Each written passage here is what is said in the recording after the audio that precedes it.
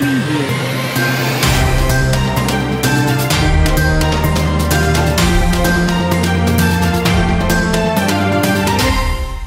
jëf mbokk yi rafetlu seen ànd ak télévision Time for Africa da leen jàmm ci xibaar yi ñu dooree ko ak génnum àdduna soxna si di Astou Sokhna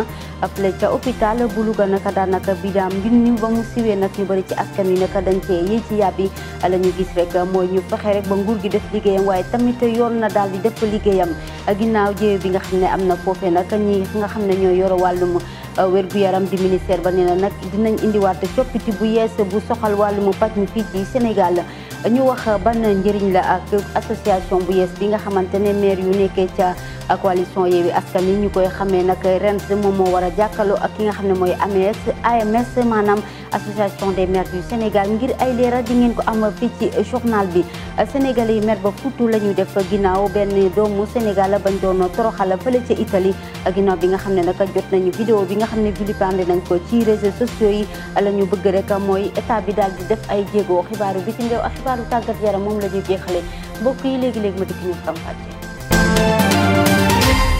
dal leen jàmm ci xibaar yi dañ koy doore nag ak mbir mi am fële ca Louga maanaam génnum àdduna soxna si di Astou Sokhna ginnaaw ba muy waree mucc foofu ca hôpital ba loole nag tax na askan wi mer ba futu la ñu def rek la ñu bëgg mooy nguur gi daal di indi si ay jéeguwaay waaye ñu fexe ba yoon def liggéeyam ñu teewlu reportage Barthélémy Koli. Le laxisme et la cruauté sont devenus un fléau inquiétant dans certains établissements de santé au Sénégal. Aujourd'hui, certains décès sont liés à la négligence médicale. Les questions politiques et le manque de sages-femmes qualifiées sont la raison. Ça, c'est pas du nouveau dans ce pays-là. C'est tout le temps, c'est pas du nouveau. Tant qu'il y a la politique à la santé, la politique c'est inculpé là-dedans. Il y aura tout le temps des problèmes pareils. Ces problèmes pareils-là, c'est pas du nouveau. C'est tout le temps des problèmes. Ici, les hôpitaux, quand tu as de l'argent, on te soigne. Si tu n'as pas de l'argent, les pauvres lambda comme nous, si on n'a pas de l'argent, c'est la mort. Il y a des sages-femmes qui sont recrutées par l'État. Maintenant, on prend des bénévoles, des femmes de ménage, des gens gourgourous qui sont dans les hôpitaux. On les apprend à faire comment les seringues. Après, ils laissent ça, eux, ils vont dans les cliniques. Mais tu crois que c'est sérieux? C'est pas sérieux. À l'heure actuelle, il est inconcevable de voir une femme mourir en donnant la vie, selon ce citoyen. C'est très dommage d'apprendre ce que je suis en train d'entendre, que actuellement, dans ce siècle présent, qu'il y ait encore des femmes qui meurent tout simplement parce qu'elles donnent la vie. C'est très triste et c'est un lourd dommage pour la famille de cette personne qui vient de quitter le monde. Alors je disais que ça tombe bien parce que moi je suis un acteur chevronné dans le développement et responsable d'une organisation non gouvernementale. En venant passer ici, je ne savais pas que vous allez m'interviewer. Et donc j'ai un domaine d'activité qui s'appelle la santé dans mon organisation. Et nous nous occupons de ce genre de situation. Donc c'est inconcevable et il faut tout simplement que les responsabilités soient situées. Toutefois, il exige au-delà de l'émotion qu'une enquête soit ouverte et les responsabilités situées et sanctionner les coupables. Ici en Afrique, c'est vraiment le laisser aller. Donc dans presque tout ce que les gens font, c'est ce que j'entends souvent, le graoul. C'est un mot qui n'a pas de sens. Il faut qu'on supprime ce mot-là dans le vocabulaire parce que ça encourage justement ces genres de situations qui arrivent que malheureusement, voilà, la vie continue. Mais cette personne est partie, c'est une mère de famille et elle a laissé aussi derrière elle des personnes. Je suis vraiment navré pour cela. Ce n'est pas la première fois qu'une femme meurt en donnant la vie au Sénégal. La question de l'accueil en milieu hospitalier et la prise en charge médicale dans nos structures sanitaires se pose encore. Une situation qui n'a trop duré au Sénégal où l'impunité semble érigée en or, en règle d'or. jërëjëf Barthélemy Collé ginnaaw kàddu askan wi nag ba mbir mi jaaxal ñëpp ci askan wi nag ñi nga xam ne ñëpp ñooy direction ba nga xamante ne ñoo nekk ca hôpital ba te ki nga xam ne mooy Amadou Gueye Diouf moo ko jiitee amal nañu nag ndaje ni ki démb moom ak taskatu xabaar yi ngir rek joxe seeni xalaat nag ci mbir mi nga xam ne am na foofu bu ñu sukkandikoo ci ay kàddu moom nag mi ngi ñaawlu bu baax a baax li nga xam ne am na fa waaye tamit di masawu ki nga xam ne rek mooy njabootu ñi nga xam ne ñoom ñooy ñàkk ngir ay leeral ñu teewlu kàddu yi ak Souleymane Soxna. ginnaaw bu ñu jàkkaarloo ak taskatu xibaar yi ci talaata ji di direction bu hôpital Amadou Sakhir Mbaye bu Louga nga xam ne ku ko jiite di seen directeur Amadou Gueye Diouf ñu ngi ñaawlu ñu ngir am ay regret ci génnum àdduna Astou Sokhna mi nga xamante ni génn na ko fële ci seen maternité boobule. yàlla dogal mu ñàkk Astou Sokhna ñuy massawu famille am di leen ko jaal. waaye nag moom mii di directeur Amadou Gueye Diouf mu ngi naxarlu décès boobu ak population bi nga xamante ni ñooy bu Louga. ñu bëggoon nag waxtaan ak askan wi yéen ngeen di ñu ci jàppale ci point de presse bi ñuy def ndax lu bari ñu ngi koy dégg te ñu ëpp ci ñiy wax jëm ci presse bi yenn ci organes yi en tout cas am na yu bari yuñ ci wax fekk. ñëwuñ ci hôpital bi laaj waa hôpital bëgg maanaam bëgg dindi tuuma comme ni mu ko waxee. moom directeur bu di Amadou Gueye Diouf mi ngi xamal ne pare nañ ngir woyi bépp décision bi nga xamante ni yoon jël na ko. seen àq la ñu dem ba fi mbaxane doonee benn ñu jooytu fa li ñu war a jooytu su fekkee ni jàpp nañ ñoom ne toppatoo bi demewul ni mu war a dem loolu ñun dañ koy nangu bu baax su boobaa yoon moom. xam na ni muy def ndax dana déglu ñi mu war a déglu ñëpp su boobaa lu ci yoon def ñu xam ne loolu moo ci war a am loolu dañ koy nangu bu baax ñu koy seereel ñëpp ñoo xam ne mbir mi soxal na leen. ginnaaw bi nga xamante ñu ngi jàmmarloo ak ay jafe-jafe yu bëri ci seen hôpital boobule ñoom nag nee nañu benn mission kese la ñu am mooy lan fexe def lépp ngir askanu Louga du ñu am benn problème ci wàllum sanitaire waaye nag ñu ngi ñaan yàlla mauvaise nouvelle bi nga xamante ni jot nañ ko fa démb bu mu fa mos a amati. ginnaaw kàddu yu duppee ci ki yor wàllum hôpital bi foofee ñi nga xam ne ñoo yëngu ci wàllum paj mi fii ci Sénégal di ministère de la santé nag daal na yëkkati ay kàddu jëmale ko ci ab règlement bu yees boo xamante ne dañ koy amal ngir rek daal di indilaat yeesalaat ci wàllum hôpital waaye nag ay sanctions yoo xamante ne day dal ci ñi nga xam ne dañu daal di toroxal seeni patient naka noonu tamit ñu teewlu docteur Ousmane Dia moom mi nga xam ne moo jiite wàllum direction santé fii Sénégal.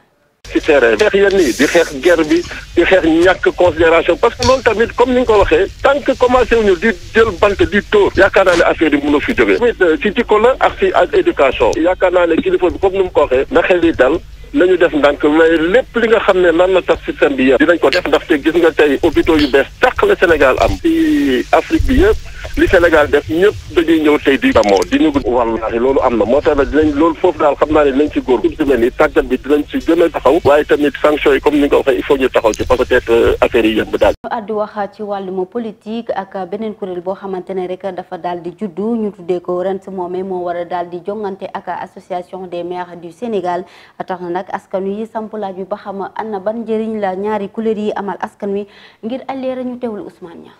L'association des maires du Sénégal, c'est l'association qui regroupe tous les maires du Sénégal. Elle est créée en 1958. Elle s'investit dans les missions essentielles, développement et le renforcement de capacités de ses membres pour faire des communes collectives territoriales. Il a la vocation de jouer un rôle de diffuser de la culture de partenariat entre les différentes communes du Sénégal en tant qu'espace de dialogue et de concertation. L'association des maires du Sénégal soutient toute initiative visant à renforcer les relations entre les communes sénégalaises et les partenaires au développement. L'AMS, l'association des maires, a pour but aussi de resserrer les liens entre les communes du Sénégal, de favoriser l'échange, la diffusion des informations et la bonne pratique entre la commune. Une autre association des maires de l'opposition en parallèle, dénommée Réseau des élus locaux du Sénégal. Pourquoi cette association? Deux associations dans un même pays. Est-ce que c'est de de bonne guerre, mais si l'on se fie à l'un des membres de Yewwi Askan Wi, un membre aussi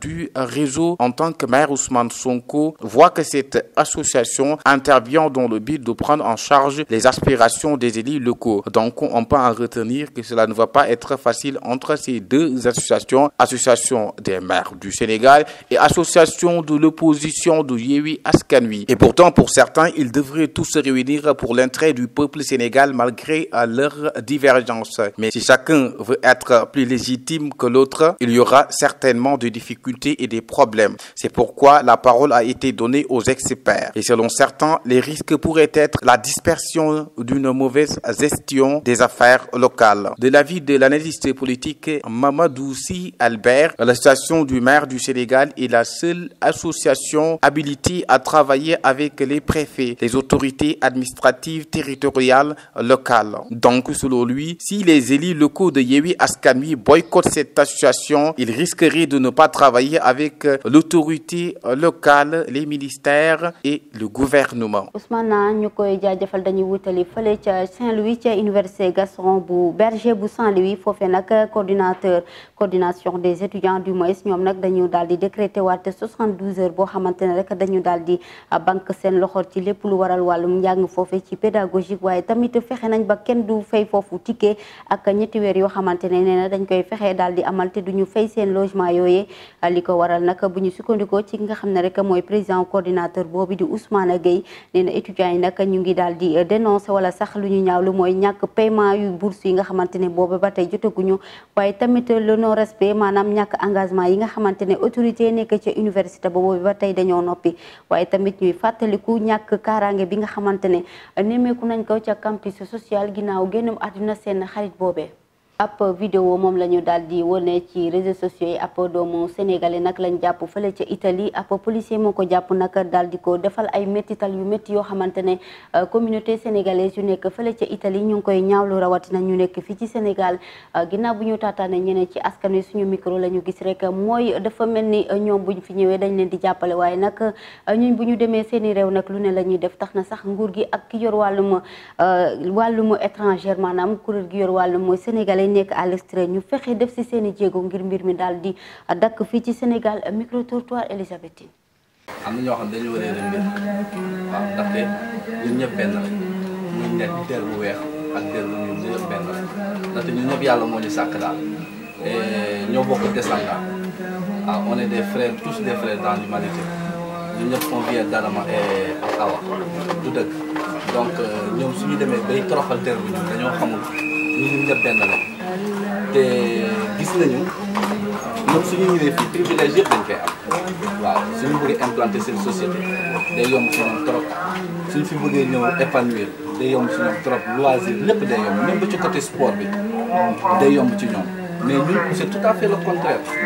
tu vois rares personnes yoo xam ne ñoo ngi en Europe wala ñoo ngi ci yeneen dëkk yi bëgg fa implanter société si ñun ay benn ñaar ngay dégg te fii lépp lu tourné rek tubaab yaa ko moom. donc gouvernement bi jógul si problème ah gars yi duñu mën a kii parce que dañ leen di wax lu leen neex ba pare bu ñu ñëwee ñu ne dinañ régler problème bi ba pare régler problème mooy problème dañuy noppi nag jàpp seen jàmbur ah ñoom ñoo war a jóg nag di jàppale xale yi. soo ñëwee fii ci foot centre de formation ñun ñëpp ñoo ko moom leneen ak leneen donc fii seen dëkk la dañ leen jàppee comme ñun ni ñu jàppee suñu bopp mais c'est tout à fait le contraire ñoom jàppee ñu dara dañ ñu jàppee ay mbalit waaw barki démb rek ci ñun Sénégalais bi nekk Italie ñu dóor ko muy yuuxu wuyaa yow muy sama ndey loolu ku ko mënti gis rek sa xol day fees donc c'est vilain dafa ñaaw donc lii autorités yi war nañ ci ko suñ si jugul nag dinañ ci gis révolte populaire boo xam ne ça va les retombées vont tomber sur eux donc loolu il faut ñoom ñu jug ci parce que lii da nga koy xool sa xol day tàng jël ba ci côté sport bi sax da ngay nekk nit ku ñu nekk di jëmale ñoom seen dëkk seen kanam ñoom seen dëkk ngay jëmale seen kanam yow ñoo xam ne ñoo faral yow soo defee erreur sax ñu yuuxu la nee la golo bi donc il faut que ça cesse quoi il faut que ça cesse voilà il faut que ça cesse autorités yi jël si ay mesures waaw il faut frapper fort c'est comment donc ñoom mën ngeen gis ñoom ñu toroxoon ñu foofu ñu jël fii ñoo xam ne ñoom tey nii seen société ñoo ngi fi ñu teg leen ay sanctions suñu leen tegee sanctions ñoom dañ tax ëllëg balaa ñuy def dara nañ xam ne fii ñoom fi am nañ fi dara nañ leen fi ay sanctions donc autorités yi ñoo ci war a jóg autorité yi nañ ci jug balaa muy dégénérer. mi ngoog mu nekk yenn kàddu yi askanu Sénégal di ñaawlu bu baax a baax li ni mel dañuy wutali fare ci Mbour waxaat ci accident bu métti bi fa amoon nag ci diggante pont bu Malick nekkee ci yoonu Joal bi ba juróomi doomu aadama ñàkk seeni bakkan nag daa mel ni mbir mi nag daal na yemb ab xant bi di wuyoo si Maurice Diond am ñaar fukki at ak ki nga xam ne mooy patron am di wuyoo si Mamadou Mbodj am ñeent fukki at ak benn ñoom ñëpp nag tëj nañu benn atu kaso naka noonu ñu fàttale ne accident bi mi ngi am le 23 mars bee passé ñaar ñi nga xamante nag ñoom la ñu teg loxo ñoom ñu ngi doonu liggéey ci wàllu woowe waaye nag ginnaaw loole ñu ngi ñaawlu bu baax a baax li nga xamante ne pont boobee dafa tuuti tax na sax askan ya fa nekkee ñu ngi woo nguur gi ni muy gën a yaatalaat li nga xam ne mooy pont boobee. ñu àddu wax ci leneen groupement polyvalente yi nga xamante ne ñoo fi nekk ngir saytu lépp loo xamante ne day dugg fii ci Sénégal ci wàllum sàcc ak li ni mel si yëngu ci wàllum duwaan nag daan nañ démantale benn réseau boo xamante ne ñoom nag ab faux billet rek la ñu daal di yor nag diggante Louga Thiès ak Dakar lañ doon amal opération bi saisi boobu ginnaaw bañ ko tegee loxo bokk na ci ay billets euro yoo xamante ne daal na toll ci lu ëpp 1 milliard ci suñu koppal ak 308 millions francs CFA lii bi nag toll nañ ñu bëri ay dizaines ñoo xamante ne tàmboon nañ ko di def Sénégal opération bi nag daal na yàgg ginnaaw bi nga xamante ne douane ñu ngi koy amal fii ci Sénégal. ñu àddu wax ci xibaaru bitim réew dañ koy dooree fale ca Congo Brazzaville ngir jàmm am foofu rek ki nga xam ne rek mooy président Paul Kagame bu Rwanda nee na pare na rek ngir collaborer ak ñoom fale nag ca benn attaque terroriste moo fa am lu toll si juróomi doomu soldat ñoo fa ñàkk seeni bakkan fale ca Ukraine nag pression bi ma ngay monter foofe ca Mariupol ngir ay leeral ñu ànd ceeg Alassane. fële ca beneen nag attaque terroriste la ñu fa nemmeeku ci altine ji mu jur ay bakkan yu bëri yu ci rot ak ay gaañu fee nekk fële ca nord-ouest bu dëkk boobu nag force de l'ordre yi ñu ngi jóg di amal ab riposte ngir jëm ci lu mel noonu attaque boobu nag mi ngi am ci extrême ouest bu pays bi nga xamante ne moom moo nekk ci frontière Burkina bu ñu jàppandikoo ci cëslaay yi nga xamante ne moom lañ ñu ko joxoo ci place boobu zone Penjeri nag nga xam ne groupe terroriste yi ñoo fa wàccoon ñu nekk ñu xamal na ñoo am ñaawteef gi binaaw bi nga xamante ne attaqué nañ fële ca engin explosif bu improvisé attaque boobu nag nekk ab embuscade bu ñu sukkandiko ba tey ci information yi ab convoi boo xamante ne moom mooy séddale lii di wàllum ravitaillement moom la ñu piégé ba faat ci ñu bëri bilan bi nekk lu metti juróomi militaire yu ñu rey ñett ci ñoom di ay officier ñaari ci nekk di ay soldats de premier rang ginnaaw bi mu egsee ci altine ji dëppoo ko fukki fan ak benn ci weeru avril fële ca Brazzaville ci ab visite bu mu amoon doon ko dooral ci ñetti fañ chef d'état bu Rwanda bi ñun gën ko xam ci Paul Kagame am nag jàkkaarloo na ak parlement bu congolais ginnaaw bi nga xamante ne daje nañ ci ab congrès ci loolu nag la jël ab discours wax ci wàllum sécurité jàmm ak tamit booloo ngir xeex li nga xamante ne moom mooy insécurité bu fa am ab collaboration boo xam ne nee na mënul ñàkk benn yoon ci xeex boobu diggante moo ko Congo ngir ñu saafara lii di way defkatu ñaawte fi fa nekk ñu leen di gën a xam ci jihadiste ci loolu nag la wëyal ab discours defale ko ci kàllaamay anglais ci fukki minute ak benn waaye tamit ginnaaw loolu mu ñëwaat ci kàllaamay nasaraan ngir amal wane discours boobu nga xamante ne ni engagement la bu mu amal ngir xeex lépp luy insécurité ci dëkk boobu. ci loolu nag la jël ay matukaay yu bëri lu toll ci junni troupe rwandais nag dinañu nekk fële ca continent ba ngir xeex loolu nga xamante ne fan yii yëpp ñu ngi ko fay nemmeeku muy wàllu jihadiste ak wàllu insécurité buy daw ci réew moom. lii di chef séparatiste yi nag te ñu nekk ci wàllu côté russe ñu gën koo xam ci Donetsk moo ngi ñu xamal ci àttana ji que force de l'ordre yooyu récupéré nañu dëkk boobu yëpp nekk portuaire nekk ci ville stratégique bu Mariupol nekk ca sud-est bu ukrainien. ay weer bi ñu fa nekkee ba léegi représentant armée séparatiste nag ñi ngi ñuy xamal ne dernier défenseur boobu ci Ukraine li ñu jëloon dënmal ko mooy indiwaat jàmm ci dëkk boobu waaye ñi ngi ñuy xamal ne ci fan yi nag opération yi ñu def dëkk yu bari indiwaat nañ fa jàmm ba maîtriser situation boobu. jërëjëf Alla Thiam xibaaru tàggat yaram dañ koy dooree ak Youssouf Dabo moom mi nga xam ne mooy entraîneur bu Teungueth FC te ñu ne woon fii dafa nar a jóge foofu moom nag indi na ci ay leeral plainte bi nga xamante ne moom la Égypte daal di plainte woon Sénégal naka ba moytu ndàmpaay bu ngande mooy xaar Sénégal leeral ñu ànd ceeg Momar Seck xibaaru tàggat yaram yi dañu koy doore ak li nga xamante ni moom moo xew foofee sa club bi di Teungueth FC mi jàpp ne sax kii di Youssouf Dabo dafa déclaré woon ne daal dafay jóge ci poste boobee waaye nag li nu mel moom weddi na ko ba tëdd si suuf nee na daal jamono ji xalaatul sax muy nag tekki ndombo tànkam si saison bi fi ñu toll ni ak tamit jafe-jafe yi nga xamante ni moom la équipe bi di Teungueth am jamono ji moo tax nag mu yëkkati ay kàddu dénk ko suñuy naataango APS moom nag li mu bëgg jamono ji mooy nag jeexal li nga xamante moo di saison bi ci anam yu mu gën a rafetee bu ñu xoolee classement bi moom Teungueth daal li mu nekk jamono ji métti na lool ndaxte mu ngi si juróom-ñeenteelu place bi sori lool bu baax a baax ki nga xamante moom mooy jiitu di Casa Sport ndaxte nag fukki poñ ak ñaar dox na seen diggante équipe nationale bu Sénégal cadet bi ak tamit ñi nga xamante ñoom ñu am ñaar fukki at ñoom nag xam nañ ba noppi fi nga xamante ni fa la ñuy jongante éliminatoire lii di nag Coupe d'Afrique boobee ndaxte nag nee nañu daañu ko joué foofee ci diwaanu Cap-Vert muy xale yi nga xamante ni am nañ fukki at ak juróom-ñaar mais nag ñi nga xamante ni dañu am fukki at wala sax ñi nga xamante ni dañu am ñaar fukki at ñoom nag seen